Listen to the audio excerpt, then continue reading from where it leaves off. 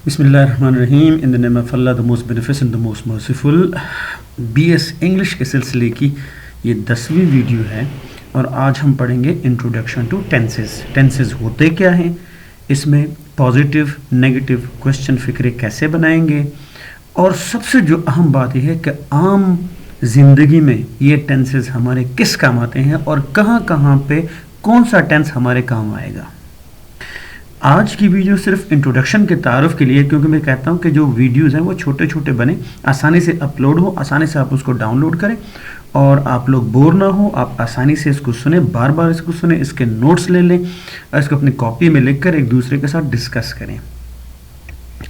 अच्छा जी, जो पहला सवाल उठाया जाता है कि क्या टेंसेस ज़रूरी हैं।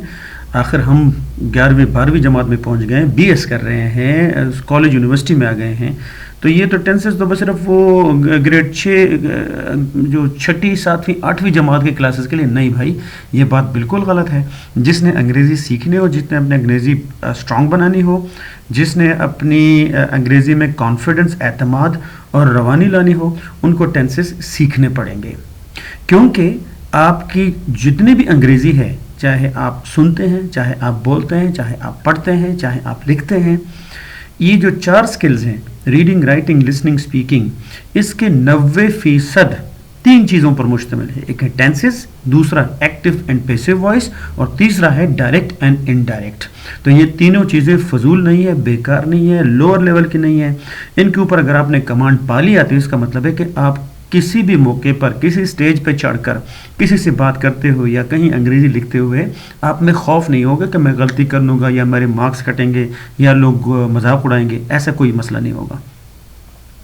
अच्छा, दूसरी बात, लोग टेंसेस से एलर्जिक क्यों हो जाते हैं। लोग टेंसेस सीखते हुए उनको थोड़ा सी मुश्किल होती है, क्योंकि बहुत माजरत के साथ कुछ ऐसे पढ़ाने वाले, सिखाने वाले किसी भी जगह पर, किसी भी लेवल पर, अक्सर उनको खुद अंग्रेज़ी जो टेंसेस हैं उनको नहीं आते। उनको, उनके जहन में टेंसेस का एक बिगड़ा हुआ कॉन्सेप्ट होता है, वो खुद कंफ्यूज होते हैं, तो वो और लोगों को पढ़ाने के लिए उनको मुश्किल होती है। अच्छा, दूसरी तरफ कुछ ऐसे टीचर्स होते हैं जिनको अंग्रेज़ी तो आती है, लेकिन उनका तरीका सिखाने का कुछ इस तरह होता है कि उनके स्टूडेंट्स टेंसेस से बदजन हो जाते हैं, और जब वो टेंसेस से बदजन हो जाए तो अक्सर वो पूरी अंग्रेज़ी लैंग्वेज से बदजन हो जाते हैं। इसलिए जो टीचर्स हैं, सबसे पहले उनको पहले खुद सीखना चाहिए। दूसरी बात, स्टूडेंट्स को पढ़ाते हुए इंतहाई एहतियात के साथ सिखाने का अमल होना चाहिए। और तीसरी बात, इसमें तरतीब होना चाहिए। स्कूल लेवल पे अक्सर टेंसेस को सिखाने के लिए अलहदा से टाइम नहीं दिया जाता। हाँ, कभी कभार जो आपकी टेक्स्ट बुक है उसमें लेसन्स के बाद, क्वेश्चन आंसर्स और वर्ड मीनिंग के बाद जो थोड़ा जो 2-4 फिक्रे होते हैं या फिल इन द ब्लैंक्स वगैरह, वो टेंसेस के होते हैं, लेकिन वो भी बगैर तरतीब के, जिसकी वजह से स्टूडेंट्स का जहन और भी उलझ जाता है।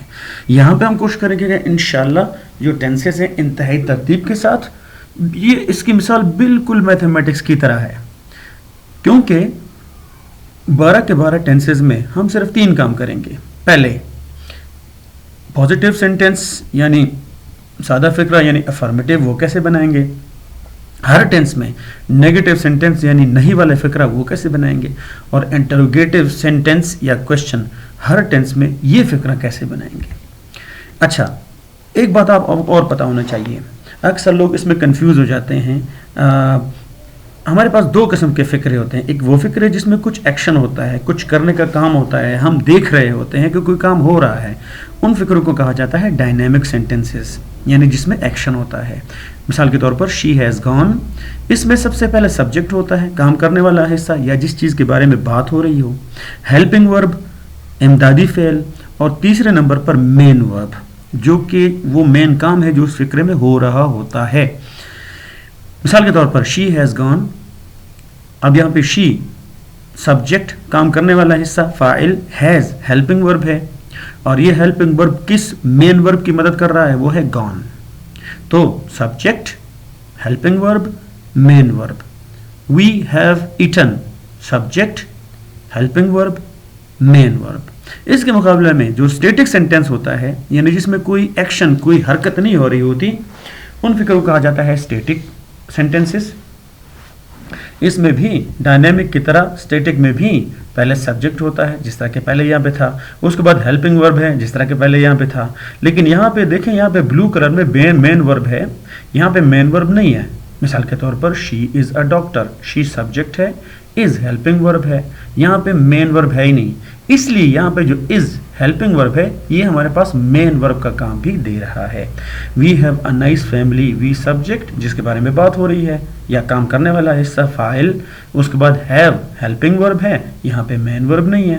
تو یہ جو ہیو ہے یہاں پہ ہیلپنگ ورب بھی ہے اور یہ مین ورب بھی ہے. لیکن فکرے جو ٹینسز سیکھنے کے لیے ہم یہ جو پہلے قسم کے ڈائنامک سینٹنسز ہیں ان کو استعمال کریں گے، کیونکہ ڈائنامک سینٹنس کا کمال یہ ہے اور اس کو ہم اس لیے چنتے ہیں کہ یہ ڈائنامک سینٹنسز، یہ فکرے جب ہم ایک ٹینس سے دوسرے ٹینس میں چینج کریں گے یا ایک ٹینس سے دوسرے ٹینس میں جائیں گے تو اس سے آسانی سے پتہ چل جاتا ہے کہ ان میں کیا تبدیلی آتی ہے، کون سا ہیلپنگ ورب چینج ہو گیا، کون سا مین ورب چینج ہو گیا. اچھا نیکسٹ ہمارے پاس جو امپورٹنٹ بات سیکھنے کے لیے ٹینسز ہیں وہ آپ کو اس کے نام یاد آنے چاہیے. 12 ٹینسز ہیں، 12 میں سے 3 یلو کلر کے دیکھ لیں یہ پریزنٹ ہیں، 4 یلو کلر کے پریزنٹ ٹینس ہیں، 4 بلو کلر کے پاسٹ ٹینس ہیں اور 4 گرین کلر کے فیوچر ٹینس ہیں. اب یہاں پہ جو پریزنٹ ہے، پاسٹ ہے، فیوچر ہے، یہ تو سمپل ان کو ٹینسز کہا جاتا ہے اور ان کے ساتھ جو لگے ہیں مثال کے طور پر جو سمپل ہے، کنٹینیوس ہے، پرفیکٹ کنٹینیوس، ان کو ایسپیکٹ کہا جاتا ہے. تو 3 ہمارے پاس ٹینسز ہیں، پریزنٹ، پاسٹ، فیوچر، اور 4 ان کی شاخیں ہیں جن کو ایسپیکٹ کہا جاتا ہے. تو جو شاخیں پریزنٹ کی ہیں وہی شاخیں پاسٹ کی ہیں اور وہی شاخیں فیوچر کی ہیں. مثال کے طور پر پریزنٹ کو دیکھ لیں، اگر آپ یلو میں تو پریزنٹ کے ساتھ ہم نے اور کچھ لگایا ہوا ہے، سمپل، کنٹینیوس، پرفیکٹ کنٹینیوس. یہی شاخیں اور یہی ایسپیکٹ پاسٹ کی بھی ہیں. دیکھیں پاسٹ کے ساتھ بھی لگا ہوا ہے سمپل، کنٹینیوس، پرفیکٹ اور پرفیکٹ کنٹینیوس. یہی ایسپیکٹ یہی شاخیں فیوچر کے بھی ہیں، فیوچر کے ساتھ سمپل، کنٹینیوس، پرفیکٹ اور پرفیکٹ کنٹینیوس. تو یہ آپ نے بہتر ہے کہ یہ نام آپ یاد کر لیں. اگلا جو ویڈیو ہوگا اس میں انشاءاللہ ہم شروع کریں گے پہلے ٹینس سے. روزانہ ایک ویڈیو میں ہم نے ایک ہی ٹینس پڑھنا ہے، کیونکہ اس میں ہم نے سیکھنا ہے کہ اس ٹینس کا ہم نے پازیٹیو، سادہ، سمپل، افرمیٹیو سینٹنس کیسے بنانا ہے، اس کے بعد نیگیٹو، نہیں والا، نفی، منفی سینٹنس کیسے بنانا ہے، اور تیسرے نمبر پر جو سوالیہ فکرہ ہے، انٹروگیٹو کویسچن، وہ کیسے بنانا ہے. لیکن سب سے امپورٹنٹ ہر ٹینس میں ہم نے اس کے یوزز بھی پڑھنے ہیں. یہ یوزز اکثر اسکول لیول پر ٹیچرز وہ اس کو چھوڑ دیتے ہیں، جس کی وجہ سے اسٹوڈنٹس کے ذہن میں یہی رہتا ہے کہ ٹینسز کو ہم نے کس طرح پڑھنا ہے، ٹینسز کس لیے ہوتے ہیں. بس صرف وہ کاپی میں لکھنے کے لیے ہوتے ہیں کہ پازیٹیو میں یہ ورب ہوگا، یہ ہیلپنگ ورب ہوگا، نیگیٹو میں یہ ہوگا اور انٹروگیٹو میں یہ ہوگا. سب سے امپورٹنٹ چیز یہ ہے کہ ہم سیکھیں گے کہ عام لائف میں، عام زندگی میں یا ایگزام میں کون سی حالات میں ہمارا کون سا ٹینس کام آئے گا یا کون سا ٹینس ہم عام لائف میں کون سے موقع پہ استعمال کرتے ہیں. کیونکہ اس کے بغیر ٹینسز یا انگریزی پڑھنے کا فائدہ کوئی نہیں ہے. اگر آپ کی انگریزی، آپ کے ٹینسز عام زندگی میں آپ کا کوئی ہیلپ نہ کریں تو ایسے زبان یا ایسے ٹینسز سیکھنے کا فائدہ کوئی نہیں ہے. تو یہ آپ نہ سمجھیں کہ یہ ٹینسز صرف کلاس میں پڑھنے کے لیے ہوتے ہیں یا نوٹ بک میں لکھنے کے لیے. نہیں، عام لائف میں ہر ٹینس کا اپنا ایک موقع ہوتا ہے. انشاءاللہ اگلی ویڈیو میں آپ کے ساتھ پھر حاضر ہوں گے. اپنا خیال رکھیے گا. اللہ حافظ.